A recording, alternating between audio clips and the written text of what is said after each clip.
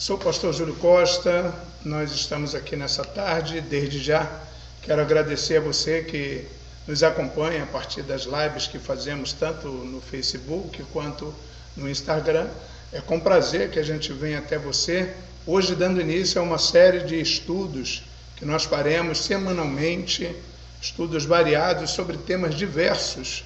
Nós estaremos aqui trazendo até a sua casa mensagens importantes, conhecimento, que acreditamos ser tudo para a vida de todas as pessoas que necessitam de algum elevo espiritual, de alguma base para a sua estruturação na fé e no conhecimento, tá? Porque nós falamos sobre duas vertentes e em duas situações muito interessantes. Não falamos para um público único, para um público exclusivo, não, nós falamos para um público diverso, inclusive nos anais acadêmicos. Nós queremos trazer aqui elucidações que possam vir a somar, ser importantes para a sua carreira, para os seus estudos, para aquilo que você tem se dedicado e para o seu ministério, para a sua carreira ministerial também.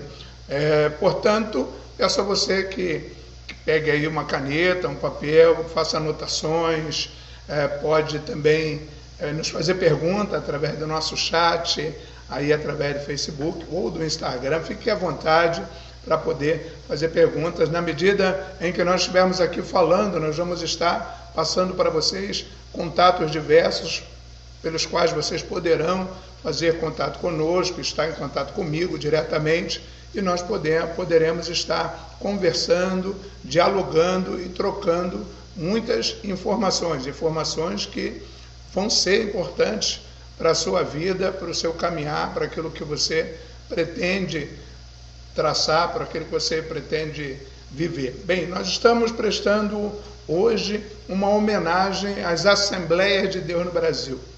As Assembleias de Deus no Brasil comemoram o seu dia sempre no dia 18, no dia 18 de junho de cada ano. E a Assembleia de Deus, nós estamos prestando essa homenagem, comemora 110 anos no Brasil, de instalação no Brasil. Tá? Então nós queremos falar a respeito disso, trazer informações a respeito disso, sempre ela comemorando essa data. Foi em junho, mas nós resolvemos agora, antes de acabar o mês de julho, trazer algumas informações e prestar essa homenagem. De que forma nós faremos isso? Nós estaremos contando uma história a respeito da Assembleia de Deus, porque muita gente frequenta a igreja, essa ou aquela, independente do rótulo denominacional, e não conhece a história da sua igreja. Nós queremos aqui contar a história das Assembleias de Deus no Brasil. Tá? Nós denominamos como a verdadeira história das Assembleias de Deus no Brasil, não querendo dizer que as outras histórias sejam mentirosas, não, nada disso, fora de cogitação isso. Mas nós queremos elucidar, trazer algumas informações. Primeiro nós vamos fazer aqui uma preliminar, falando como a Assembleia de Deus se comporta, quem é ela, como ela está subdividida, estendida em todo o território nacional, ok? As Assembleias de Deus brasileiras, elas estão organizadas em forma episcopato não territorial, onde cada ministério é constituído pela igreja sede, com suas respectivas filiadas, que são chamadas de congregação ou pontos de pregação, ok? Que são também conhecidas como subcongregações. O sistema de administração da Assembleia de Deus, ele é misto entre o sistema episcopal e o sistema congregacional, ok? Submetendo todos os assuntos previamente discutidos e debatidos a uma convenção local, com forte influência da liderança pastoral. É um pastor que influencia nas decisões que são ali tomadas. E depois elas são levadas nas assembleias para serem referendadas. Os pastores das Assembleias de Deus podem estar ligados ou não a convenções estaduais e até mesmo a convenção geral. Houve um tempo em que as Assembleias de Deus estavam e tinham a obrigação de estar vinculada a uma convenção estadual e a convenção nacional. As Assembleias de Deus se inseriram no seu trabalho missionário desde 1913, desde 1913, quando enviou um evangelista para Portugal, tá? Um missionário evangelista para Portugal, e por aí passaram-se os anos. Desde a década de 1990, diversos ministérios se expandiram por áreas diversas e mais distantes, alcançando outros países como Estados Unidos, Europa, Japão, a América Latina, África, por fim, e a Ásia. Tá? E desde a década de 80, por razões administrativas, a Assembleia de Deus brasileira, ela tem passado por algumas cisões que deram origem a diversas convenções e ministérios com administração autônoma, tá? Em várias regiões do país. O mais expressivo dos ministérios independentes da Assembleia de Deus é o Ministério de Madureira, tá? Seguido agora, mais recentemente, pelo Ministério Vitória em Cristo. Tá?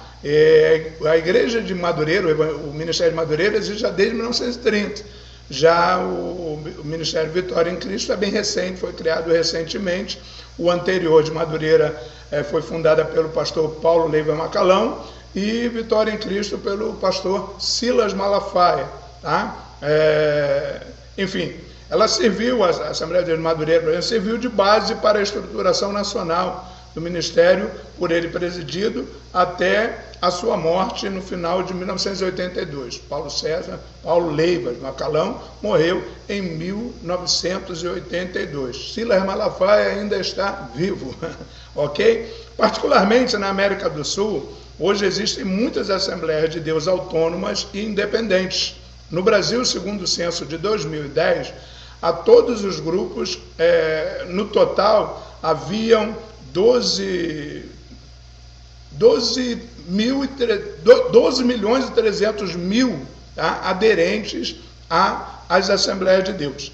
Existe uma convenção geral que é chamada e denominada com a sigla CGADB, que foi fundada em 1930, a sua sede, na ocasião, foi localizada no Rio de Janeiro, tá? E hoje ela não está mais no Rio de Janeiro, ela está em Belém, tá? Está localizada em Belém, um estado do país, onde a Convenção Geral está localizada. A Convenção Nacional das Assembleias de Deus no Brasil, ou Ministério de Madureira, CONAMAD, foi fundada em 1958, tá? E sua sede está localizada em Brasília. A sede da Convenção de Madureira não está em Madureira, está em Brasília, ok? E a Convenção Geral da Assembleia de Deus, a CADEB, né? Fundada em 2017, a sua sede está localizada em São Cristóvão, Rio de Janeiro, ok? Ela está integrada à primeira Assembleia de Deus no Brasil, conhecida como Igreja Mãe, fundada pelos missionários suecos Daniel Berg e Gunnar Wiggen, em Belém do Pará. Ela está localizada lá, ok? Muito bem. A Assembleia de Deus chegou ao Brasil por intermédio desses missionários. Acabei de citar o nome deles, Daniel e Gunnar, que aportaram em Belém, capital do estado do Pará, em 19 de novembro de 1910, vindos dos Estados Unidos. A princípio, tá? Eles frequentaram a Igreja Batista, denominação a que pertenciam nos Estados Unidos, e os missionários suecos traziam a doutrina do batismo no Espírito Santo, tá? Com ênfase no pentecostalismo. O falar em línguas, tá? Línguas estranhas, línguas espirituais, que é o que evidencia o batismo com o Espírito Santo, com essa evidência de manifestação, né?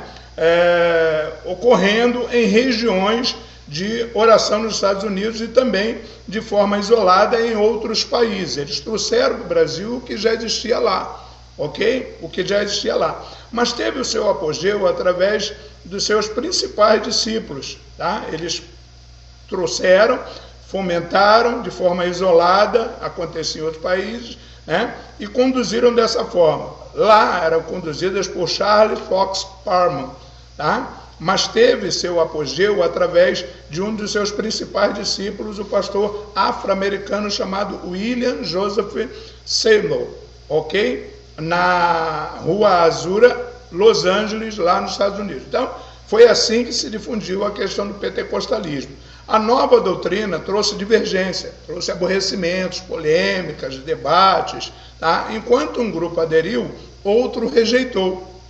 Assim, em duas assembleias distintas, conforme relataram as atas das sessões, ok? Os adeptos do pentecostalismo foram desligados e em 18 de junho de 1911, juntamente com os missionários estrangeiros, fundaram a nova igreja, adotaram o nome de Missão de Fé Apostólica. Pasmem, o primeiro nome dado à igreja pentecostal, aquela igreja que acreditava no batismo com o Espírito Santo, na manifestação do Espírito Santo através de falar em línguas estranhas, teve como nome Missão de Fé Apostólica, tá? Que era empregado pelo movimento de Los Angeles, esse nome, mas sem qualquer vínculo administrativo com William Joseph.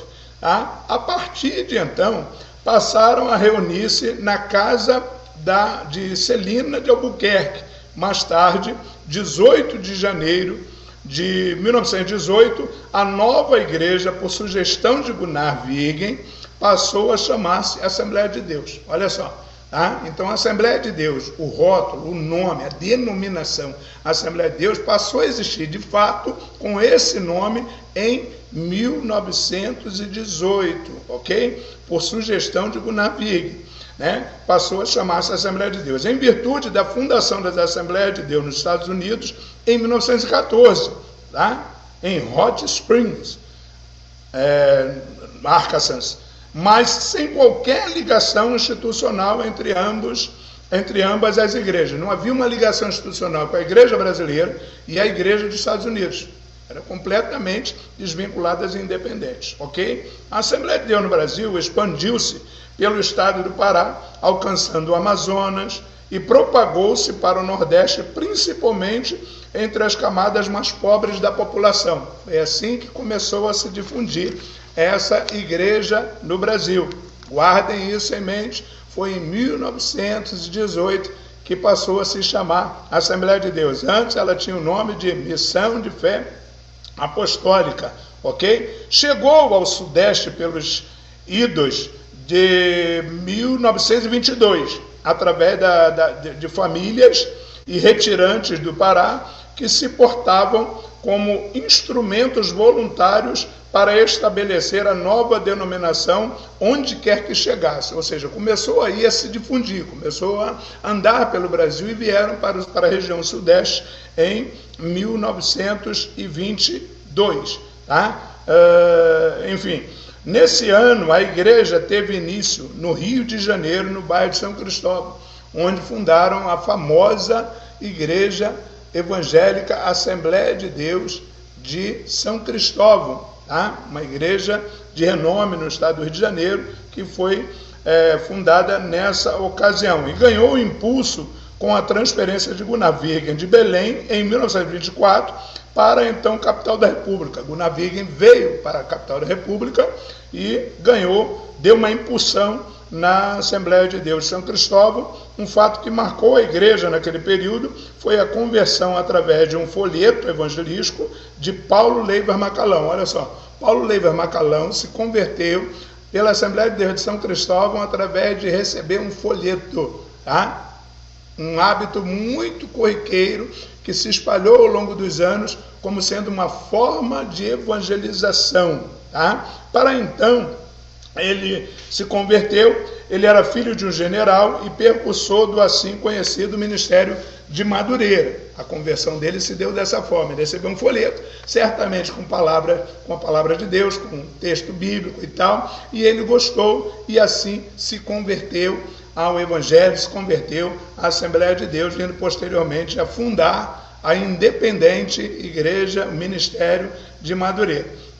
A influência sueca teve forte peso na formação assembleiana brasileira em razão da nacionalidade de seus fundadores e porque a igreja pentecostal escandinava, principalmente a igreja Filadélfia de Estocolmo, que além de ter assumido nos anos seguintes o sustento de Gunnar Wiggen e Daniel Berg, enviou outros missionários para dar suporte aos novos membros em seu papel de fazer crescer a nova igreja. tá? Desde 1930, tá? Quando se realizou um concílio da igreja na cidade de Natal, lá em Belém, a Assembleia de Deus no Brasil passou a ter autonomia interna, ok? Foram episódios que marcaram aí os princípios ou os primórdios da Assembleia de Deus, sendo administrada exclusivamente pelos pastores residentes no Brasil, sem, contudo, perder os vínculos fraternais com a igreja na Suécia. A partir de 1936, a igreja passou a ter maior colaboração das Assembleias de Deus dos Estados Unidos através dos missionários enviados ao país, os quais se envolveram de forma mais direta com a estruturação teológica da denominação, ok? Foi assim que aconteceu e assim que se deu. Os Estados Unidos passaram a ter influência sobre a Assembleia de Deus em 1936. Até então, a influência era sueca e passou a ter uma certa autonomia com os pastores brasileiros, ok? Até então já se estabeleceu, já se formou pastores brasileiros que passaram a ter autonomia na liderança de suas igrejas, das igrejas que vinham sendo fundadas. E aí houve essa intervenção com missionários dos Estados Unidos que vieram para poder implantar a questão da estruturação teológica da denominação. Daí começou a tomar uma forma, né, estrutural de conhecimento, de estudos, etc, etc, etc. Inicialmente, a Assembleia de Deus é caracterizada por um rigorosíssimo modo ou método de conduta, tá? Fruto do que o sociólogo Paul Freston chama de ethos sueco-nordestino. Esse é o nome que ele deu, mesclando o pietismo nórdico com o patriarcalismo nordestino. Hoje, muitas igrejas da Assembleia de Deus vêm experimentando recentemente grandes mudanças comportamentais concernentes a usos e costumes. Mas esse foi o método introduzido lá nos primórdios, lá no começo. Houve uma foi muito rígida a conduta dos usos e costumes pela Assembleia de Deus ao longo dos anos. Tá? Se difundiu ao longo dos anos, até bem recentemente. Está acontecendo algumas alterações, algumas mudanças, mas são muito recentes, muito recentes. A Igreja Evangélica Assembleia de Deus, há algum tempo, tinha o hábito, por exemplo, de inserir como doutrina os usos e costumes. É bem recente isso, por meio dos quais restringia mais a liberdade das mulheres em questões de vestimenta, cabelo, maquiagem e por aí afora. Tá? A igreja dizia que o uso de determinadas roupas e corte de cabelo, por exemplo, era vaidade. Não se podia praticar porque era vaidade. Tá? No entanto, com o passar dos anos, percebeu-se que a adoção ou não de determinadas regras por parte da igreja locais tratava-se mais de uma questão de costume do que de doutrina, pois não feria os fundamentos da fé cristã. Tá? Chegaram a esse consenso que se estabelece até hoje, que agora está sendo praticado aí pelas Assembleias de Deus no Brasil, ok? Muito bem. Atualmente, a Assembleia de Deus passa por uma relativação de usos e costumes. Enquanto muitos pastores, ministérios e regiões do país se renovam, outros preferem manter as tradições assembleianas do passado. Tá? Essas tradições de costumes, dogmas, tradições, vieram importados da Suécia, vieram importados da Europa. Tá? Eu posso aqui dizer que com essa importação criou-se muitos hábitos e muitos costumes europeus. Até mesmo a aplicação teológica, tá? É a teologia eurocêntrica, que foi trazida e introduzida via Estados Unidos, que já estava praticando essa teologia e estruturou-a aqui no Brasil, na Igreja Assembleia de Deus. Outras igrejas tradicionais já praticavam a mesma coisa. Tá? Já praticavam da mesma forma, já tinham essa linha estrutural com a teologia eurocêntrica. Tá? Mas essa renovação que está acontecendo, nem todos estão abraçando, estão permanecendo nas tradições do passado. Contudo, a Convenção Geral das Assembleias de Deus ratificou seu estatuto em 2011 e, na seção de usos e costumes, removeu diversos itens, dando mais liberdade às mulheres na igreja, ok? Já a Convenção Nacional nem sequer cita em sua resolução, na atualidade, usos e costumes em seu estatuto, deixando clara a liberdade quanto a essa questão de cabelo, de roupa, de dogmas e costumes e tradições, ok? Então houve uma alteração, porque é claro que a fila anda, o mundo também avança, e é claro que essas mudanças foram necessárias, embora, consideração minha particular, né, chegaram um tanto quanto tardia, poderia ter vindo há mais tempo, porque na medida e no exercício do meu ministério, eu comecei a introduzir, a ajudar, de certa forma, a influenciar mudanças e alterações no ano de 1996, ou seja, bem antes, uns 15 anos antes dessa revogação, dessa ratificação do Estatuto em 2011 da CGADB e também da Convenção de Madureira, que abriu mão dessa questão, né? De igual modo, tendem a desaparecer dos cenários assembleianos os estereótipos, tá? Os estereótipos, como, por exemplo, a proibição ao uso da televisão, que vem sendo liberado desde 1990, olha só. Tá? Enquanto algumas igrejas passam a orientar seus adeptos a lerem bons livros e fazerem uso adequado da internet, como nós estamos fazendo aqui agora, tá? Numa clara demonstração de que as posições radicais e exageradas do passado estão sendo substituídas pelo respeito à liberdade de seus membros usufruírem dos benefícios que a tecnologia põe à disposição da sociedade. Essas mudanças se tornaram necessárias com o passar dos anos, e é claro que tinha que se renovar. A Assembleia de Deus precisava passar por uma reestruturação, quiçá por uma reforma, porque nós citamos aqui 3 ministérios ou 4 ministérios de grande proporção, mas nós podemos aí mencionar que existem outros ministérios independentes minoritários, o que fatia o rótulo denominacional de uma forma ampla, né, de uma forma tremenda. Existem Assembleias de Deus hoje que foram divididas e que partiram para uma outra forma de conduta, né, que se tornaram igrejas neopentecostais, principalmente nos últimos 40 anos, o comportamento neopentecostal aderindo costumes litúrgicos, ritualísticos das igrejas neopentecostais, que não são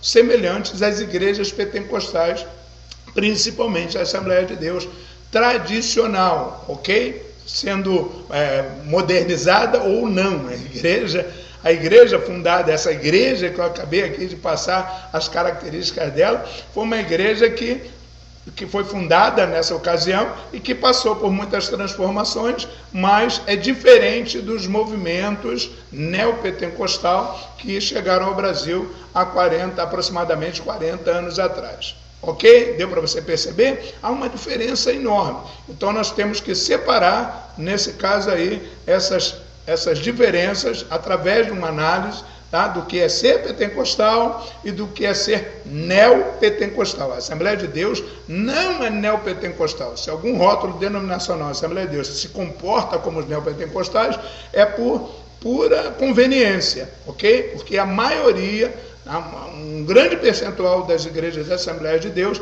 preferem manter-se na tradição pentecostal, com uma linha litúrgica, com uma forma de conduta, tá? Por mais avançada que seja, com a exclusão de dogmas, de costumes diversos que não têm peso na fé, chegaram a esse entendimento, porém não aderiram aos movimentos neopentecostais que aí estão. Muitas vezes o pessoal pega e coloca como sendo farinha do mesmo saco e não são, ok? Tenham isso em mente. Muito bem, pessoal. Então, essa Essas são as explicações acerca da Assembleia de Deus e as preliminares, falando aí das suas características, da sua forma de conduta, a sua fundação, como se deu, e nós chegamos até aqui. Nós vamos agora tomar por base um texto, um artigo muito interessante, a formação da Assembleia de Deus no Brasil e a abertura para um novo modo de ser. Reflexões a partir de Paul Tillich, ok? O crédito aí desse amigo que está passando aí na telinha aí no Facebook, Tiago Rafael, esse rapaz que é nada mais nada menos que um mestre em ciência da religião formado pela Universidade Metodista de São Paulo e traz para a gente aí uma elucidação muito bacana, muito importante sobre a Assembleia de Deus, a formação da Assembleia de Deus no Brasil e a abertura para um novo modo de ser, Baseado nessa reflexão desse autor, o Tiago traz para a gente dizendo que essa pesquisa que ele fez, teve por objetivo analisar a formação da Assembleia de Deus no Brasil a partir dessa teologia, de Paul Tillich. Este teólogo dedicou boa parte dos seus escritos para falar sobre a relação entre a igreja, ou a religião, melhor dizendo, e a cultura, a partir de um viés fenomenológico, ok? E a Assembleia de Deus, por sua vez, é um fenômeno, ou foi um fenômeno religioso que se desenvolveu nos moldes da cultura brasileira e aí perpassa anos e anos dentro dessa postura, ok? De modo que, a partir de Tillich, é possível olhar para este movimento como uma nova experiência de ser no mundo, permeada por uma linguagem simbólica capaz de alcançar a dimensão profunda da realidade do pobre e do marginalizado. Essa é a principal característica da Assembleia de Deus. Por quê? Porque onde você vai, você encontra uma Assembleia de Deus, não é verdade? Você vai nas vielas, você vai nos guetos, você vai nas favelas e ali está uma Assembleia de Deus, ok? A Assembleia de Deus adentrou nesses espaços de uma forma estupenda, e foi muito importante isso. Segundo os estudos do Tiago, a Assembleia de Deus é atualmente a maior instituição evangélica do Brasil e um dos fenômenos religiosos mais expressivos do século XX, principalmente do século XX. Em sua origem e expansão, o movimento assimilou aspectos da cultura brasileira, desenvolveu uma experiência religiosa com forte apelo simbólico e se pronunciou como voz de protesto à frieza litúrgica das igrejas institucionais da época, formada nos moldes da cultura brasileira. A Assembleia de Deus apresenta uma nova forma de experimentar o sagrado num ambiente multirracial e com o rosto do povo. Aí a gente tem uma história para contar lá do início, quando a igreja, a Assembleia de Deus, começou a se desenvolver e a frequência dela se dava na maioria de pessoas brancas, mas houve muitas conversões de negros, ex-escravos, descendentes de ex-escravos, ali bem do início do século XX, que se converteram à Assembleia de Deus porque viram nela uma forma parecida com as tradições da África, com as tradições com as quais eles estavam acostumados, mais próxima da sua cultura. E essa forma de religiosidade vai dar origem a um novo lugar, a um novo espaço, em torno do qual o sujeito pentecostal pode internalizar e objetivar sua identidade. Nesse sentido, presente aí na pesquisa, tem por objetivo analisar a dinâmica da formação da Assembleia de Deus no Brasil a partir da teologia de Tillich, este teólogo que dedicou, melhor dizendo, boa parte dos seus escritos para falar sobre a relação entre religião e cultura a partir de um viés fenomenológico. Sua teologia possui um caráter analítico descritivo e permite ir ao originário do fenômeno pela via da descrição.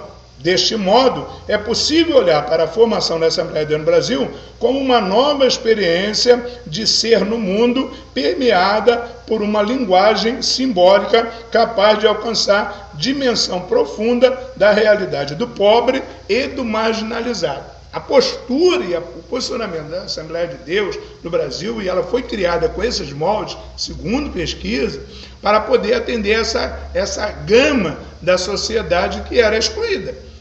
Eram esses que eram convidados a virem à Assembleia de Deus, através até daquele hino que se canta da harpa cristã, a Assembleia de Deus, que é o hino nacional da Assembleia de Deus, vem comigo ouvir a palavra de Deus e tal, e eles se viram atraídos por essa forma, por essa maneira comportamental de ser, por essa característica de atender essa gama da sociedade, não diferente dos moldes da Assembleia de Deus atual. Qualquer Assembleia de Deus atual que rechaça pessoas com essas características, ela é tudo, menos a Assembleia de Deus. Infelizmente, a gente tem com o avanço dos anos, essas divisões variadas. Existem Assembleias de Deus aí que cresceram tanto, e se expandiram tanto, que não fazem esse tipo de trabalho. Mas, em sua maioria, a Assembleia de Deus não tem uma linha de conduta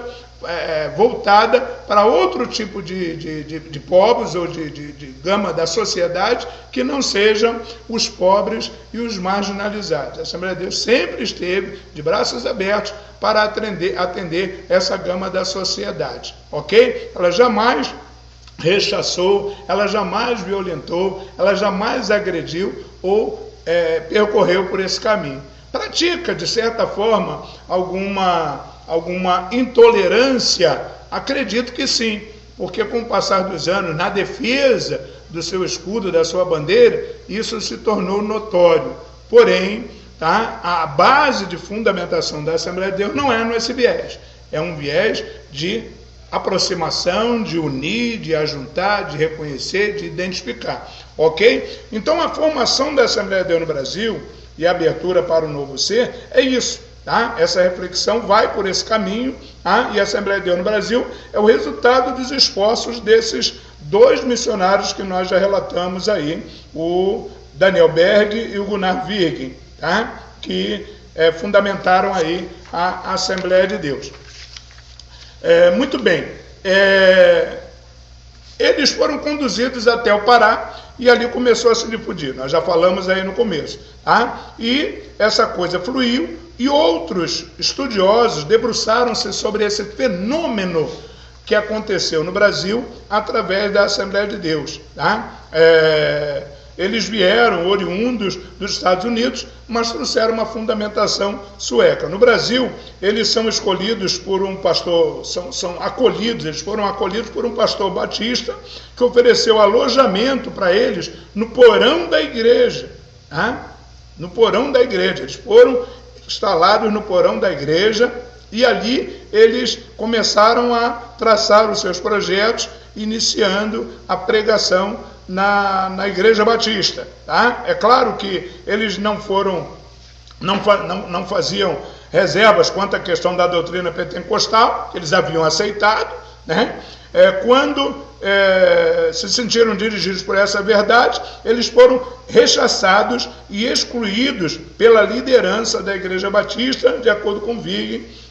Eles foram excluídos. No dia 8 de junho de 1911, eles resolveram fundar uma igreja na casa da Celina Albuquerque, que era batizada com o Espírito Santo, ok? E aí o mesmo fenômeno experimentado pela irmã Maria de Nazaré, 4 dias depois, no dia 13 de junho de 1911, é convocada na mesma Igreja Batista, uma sessão extraordinária, para poder excluir eles da Igreja Batista. Através dessa exclusão, eles fundaram então a Assembleia de Deus. Na ocasião da convocação, o pastor da igreja estava viajando e a reunião foi conduzida por um evangelista que estava substituindo o pastor, segundo escreveu o autor Mesquita, em seu trabalho datado de 1940. Tá? Deste modo, além dos 2 missionários suecos, né, tem seu início com a Assembleia de Deus tem seu início com aproximadamente 18 batistas que adotaram os ensinamentos pentecostais e posteriormente uma maioria dos adeptos do catolicismo devocional, segundo Hollen, 1985, página 29, né? Segundo ele, o pentecostalismo brasileiro, nessa época, começa a caminhar em horizontes pouco explorados pelas igrejas de conversão, firmando suas bases a partir de pessoas pobres, como já disse anteriormente, e marginalizadas, num ambiente de cismas, perseguições e dificuldades. Olha só, foi sofrido o início da implantação desse rótulo denominacional chamado Assembleia de Deus. Mas, pasme, é interessante a gente entender que são oriundos da Igreja Batista, porque foi na Igreja Batista que os missionários encontraram ali abrigo, embora no porão da igreja, o tratamento que foi dado a eles inicialmente, mas eles começaram ali, e tentaram difundir dentro da própria Igreja Batista, da própria denominação batista, o pentecostalismo, algo que não foi aceito pelos batistas, e durante muitos anos os batistas não aceitaram o batismo com o Espírito Santo, o falar em línguas espirituais, a língua dos anjos, línguas estranhas, como chamam os pentecostais.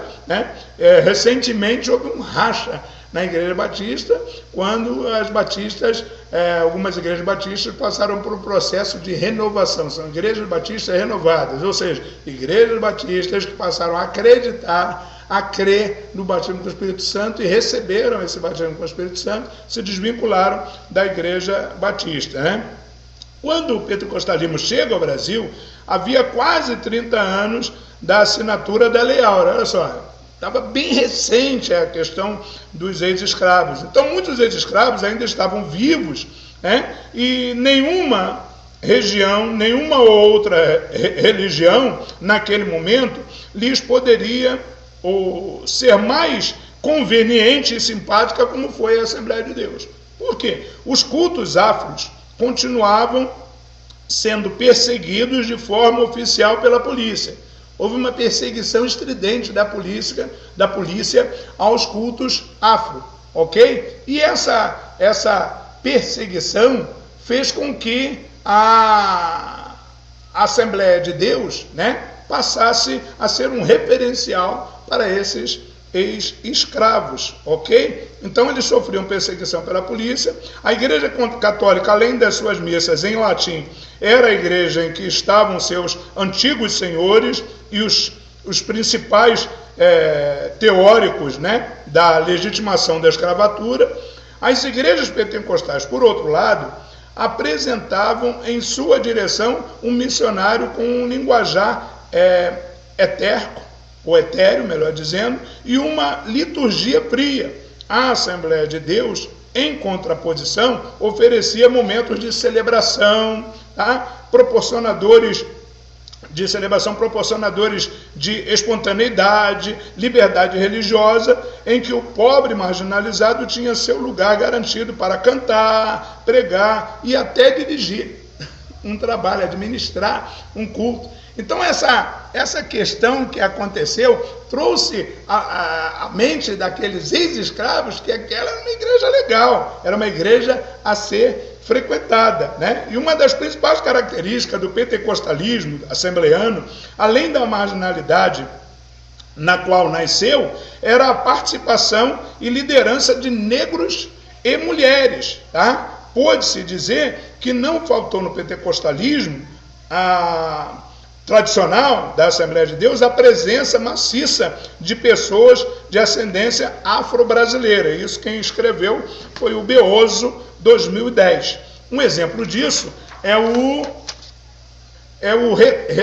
relato de Vigren, Vigren é um autor também, 2000, que fala sobre alguns irmãos negros que foram batizados com o Espírito Santo e que se tornaram a pedra fundamental na igreja nascente em Alagoas, bem como a irmã Maria de Nazaré, que em 1914 foi a pioneira pentecostal no estado do Ceará. olha só, ela era negra, ok? Então se difundiu entre os negros, porque os negros eram os marginalizados, eram ex-escravos, tá? Que foram marginalizados, as suas práticas culturais, tá? Foram marginalizadas, eram perseguidas pela polícia na ocasião, e a Assembleia de Deus nasceu, o pentecostalismo nasceu e veio a calhar, tá? Para aqueles povos, para aquelas pessoas, mulheres, negros e tal, que eram marginalizados. O caráter multirracial do movimento, sua abertura para pessoas marginalizadas e a proposta de uma experiência religiosa mais intensa possibilitou a criação de um novo espaço capaz de responder aos anseios existenciais do povo, de acordo com Rolim, 1985. A forte tendência às experiências, estáticas e às orações coletivas respondia às inspirações religiosas dos pobres. Havia maior convivência e participação coletiva nos cultos, cujo ambiente era sempre cheio de espontaneidade e liberdade religiosa. Ok? Então, essa prática, ela foi muito interessante no início no início do pentecostalismo no Brasil, tá? E essa prática, ela deve se perpetuar, ela deve ser latente, nos dias que nós vivemos, dias em que se promove, que se tem muito por aí, uma denominação chamada intolerância religiosa, tá? Então a liberdade religiosa foi a pregação inicial das Assembleias de Deus através do pentecostalismo no Brasil, tá? Então o fruto desse protestantismo era muito bom para essas pessoas marginalizadas, tá? Enfim, a coisa se difundiu. De acordo com Mendonça, nesse contexto, Tillich esperava que o protestantismo viesse a ser a religião das massas, tá? Mas acreditava que o catolicismo romano estava preenchendo melhor essa função devido ao seu poder reintegrador e simbólico. Parece que seu raciocínio não vale para o terceiro mundo, em que as religiões de mais apelo simbólico, como o pentecostalismo, estão suplantando o protestantismo e o catolicismo. Tá? Mendonça, 2008, página 37. Então, vê-se aí que esse teólogo, Tillich, fez esse estudo, aprofundou-se nele, identificando essas nuances. Possivelmente, Tillich não tenha levado em consideração o pentecostalismo quando fez sua análise do protestantismo, já que, aparentemente, não há qualquer menção sobre o fenômeno pentecostal em seus escritos. Entretanto, o pentecostalismo pode ser aprimorada a ideia do princípio protestante, descrito por Tillich, tá? No sentido de propor uma religiosidade oposta à frieza litúrgica das igrejas da época e por possuir uma linguagem simbólica de forte envolvimento existencial com as massas. A religião dos pobres tanto se move no sentido da acomodação e submissão, como para questionamentos e protestos. Rolim, 1985, página 10. Tá? São autores importantes que debruçaram-se sobre essa pesquisa para falar a respeito. Então, a igreja surge, caracteristicamente anarquista, tá? É anárquica, com a capacidade de renascer, de se insurgir contra os status, tá? De questionar o estabelecido. Há um espaço em que o negro, a mulher, o ex-escravo, o analfabeto pode falar, pode cantar, pode ensinar, pode pregar e testemunhar em público. Então o pentecostalismo se torna a religião do povo, tá? Nela, o novo convertido não seria apenas mais um espectador do culto, mas seria ele agora um participante com uma voz importante dentro da comunidade. Tremendo isso, não é verdade? Então é muito interessante a gente saber que influência, que poder, que poder tremendo foi causado pelo surgimento dos pentecostais, pela fundação das igrejas Assembleias de Deus no Brasil, que atendia aos pobres. Foi denominada a igreja do povo, tá? A religião do povo, os pentecostais. Então esse espaço plural, anárquico, né, oferecido pela Assembleia de Deus, vai gerar um novo lugar, uma nova maneira de ser. Tá? Este lugar aberto pela Assembleia de Deus possibilitou a assimilação dos elementos culturais, tá? Que vai dar origem não apenas à religiosidade assembleiana, mas possivelmente à própria matriz pentecostal brasileira. Na fronteira entre a religião e a cultura, tá? Mensagem e situação. A Assembleia de Deus produz um universo capaz de envolver extencialmente ou existencialmente seus membros, de acordo com Bittencourt 2003. Uma das razões pelas quais o pentecostalismo despontou foi sua capacidade de assimilação da cultura popular. Entretanto, dizer que o pentecostalismo se forma a partir dos elementos culturais do Brasil significa dizer que, em termos tilicianos, que a configuração do universo simbólico pentecostal se dá a partir destes elementos culturais. Tá? Para Tillich, 2009, cada ato religioso, seja da religião organizada ou dos mais íntimos movimentos da alma humana, é formado culturalmente. Muito importante essa fala, muito importante essa deixa, de acordo com Tillich. Ok? Toda criação cultural expressa aquilo que toca o ser humano incondicionalmente. A religião, nesse sentido, pode ser observada na dimensão da profundidade da cultura. Ok? A religião, considerada preocupação suprema, é a substância que dá sentido à cultura. E a cultura, por sua vez, é a totalidade das formas que expressam as preocupações básicas da religião. Em sumo, religião é a substância da cultura e a cultura é a forma da religião, disse Tillich, 2009. Muito interessante isso. Muito interessante saber que se entrelaçam as questões culturais e religiosas, ok? Mas, excepcionalmente, o que veio despertar isso nesse autor, nesse teólogo super importante, Tillich, 2009, na página 83, né? A cultura, portanto, sempre manifesta uma dimensão religiosa. Tá? E, de acordo com Tillich, estas expressões são aspectos da autocriatividade do espírito humano. Tá? Então, a cultura está literalmente inserida na questão da religiosidade, tá? Segundo Tillich, segundo esse autor. Tá? Então, a internacionalidade da religião se dirige à essência, tá? É a fonte incondicionada e o abismo do sentido, e as formas culturais servem como símbolos dessa essência. O interessante é nós observarmos que muitas vezes a cultura ela é conduzida, tá? De um país para o outro, ok? O que nós, na nossa concepção, achamos muito inconveniente, porque se debruça sobre esses aspectos culturais por anos a fim. E esse debruçar pode causar alguns transtornos ou retardar o desenvolvimento dessa ou daquela denominação religiosa.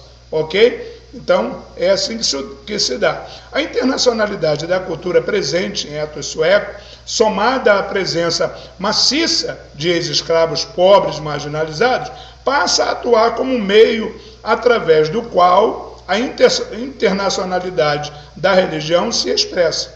Estas formas culturais que irrompem a coletividade e que servem como meio para expressar o incondicional adquirem um caráter simbólico percebido pelo grupo como possibilidade de superação das ambiguidades da vida e autoformação do ser.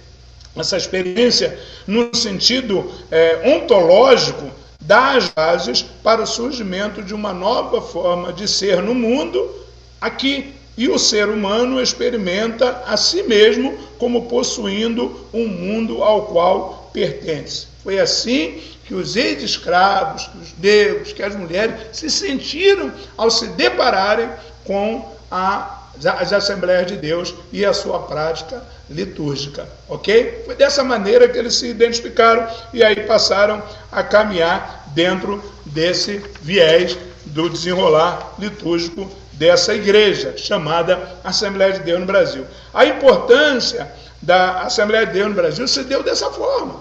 Então é interessante demais a gente desfolhar trabalhos como esse artigo aqui do nosso amigo Antônio, Tiago, Rafael, que trouxe essas informações através desse artigo, através dessa pesquisa, através desse estudo. Muito interessante, baseado na teologia de Tillich, ok? Então é muito interessante a gente entender isso. Ele comenta que essa religiosidade desenvolvida no pentecostalismo irá valorizar de maneira substancial os aspectos materiais e visuais dos símbolos religiosos. E isso foi fundamental. Essa foi a grande importância da chegada das Assembleias de Deus no Brasil. Muito importante a gente vislumbrar isso que a gente falou aqui, tudo isso que a gente trouxe como informação dentro de um contexto tanto histórico quanto teológico, vezes por outra filosófico, mas é importante a gente entender a importância dessa ou daquela religião quando se introduz num país ou numa determinada região. Mas, mais importante, nós compreendemos a presença das Assembleias de Deus no Brasil. A Assembleia de Deus no Brasil está aí desde 1911, Claro, teve um outro nome, e mais adiante, em 1918, aderiu o nome de Assembleia de Deus, mudando o rótulo e permaneceu até os dias de hoje, mas era a Assembleia de Deus que trouxe essa característica, uma característica de tratar e de ser uma igreja, de ser uma religião, uma denominação pentecostal, uma igreja do povo, para o povo e pelo povo. Isso é importante falar aqui para falar da Assembleia de Deus. É por isso que eu não abandonei esse rótulo denominacional. Sendo uma igreja independente, eu continuo com esse rótulo denominacional, compreendendo toda essa nuance, toda essa consumação de existência, todas essas informações históricas, importantes para que nós tenhamos conhecimento, saibamos a igreja que nós pertencemos, as suas origens, as suas razões, as suas características, para não fazermos nenhuma alteração nisso. Tá legal que a gente possa abdicar de uma série de coisas, como abdicou-se dos costumes, dogmas, tradições e tal, mas não por isso vai deixar de ser aquela igreja que acolhe, aquela igreja que inclui, aquela igreja que atrai as pessoas do povo. Precisamos entender que a Igreja Assembleia de Deus sempre foi fundada com esses moldes, e permanece com esses moldes de ser uma igreja que recebe a todos. Você que é discriminado, você que é marginalizado, você que é perseguido pela sociedade, nós convidamos, vem para a Assembleia de Deus. A Assembleia de Deus que mantém essa característica, ok? Vem e vamos sentar, vamos dialogar, vem participar. Aqui você vai ter voz, aqui você vai poder falar, aqui você vai poder participar, você vai poder cantar, pregar, você vai ser não mais um, mas você vai ser muito importante dentro desse contexto. Esse é o nosso convite, porque a Assembleia de Deus não perdeu a sua característica e nem a sua essência. Com ressalvas, ok? Mas nós podemos aqui afirmar taxativamente. Pelo menos a Igreja Evangélica Assembleia de Deus do Ministério Luz Apostólica, ela não perdeu essa essência, ela não perdeu essa característica, e nós estamos aqui trazendo essa mensagem para você, falando para você a respeito dessa nossa característica. A quem nos criticasse, porque nós colocamos aí no final apostólicos, é o nome inicial da Assembleia de Deus. A Assembleia de Deus, inicialmente, como nós dissemos aqui, ela tinha esse nome, ela não era denominada Assembleia de Deus, mas ela estava inserida no seu nome o termo de igreja igreja apostólica, ok? Então, ela passou a ter a denominação de Assembleia de Deus posteriormente, mas Inicialmente, ela tinha esse outro nome, que era muito interessante, Igreja Missão de Fé Apostólica. Foi o primeiro nome da Assembleia de Deus. Nós juntamos aí a Missão de Fé Apostólica com a Igreja Evangélica Assembleia de Deus, tá? E demos aí o nome à nossa igreja, Igreja Evangélica Assembleia de Deus do Ministério Luz Apostólica.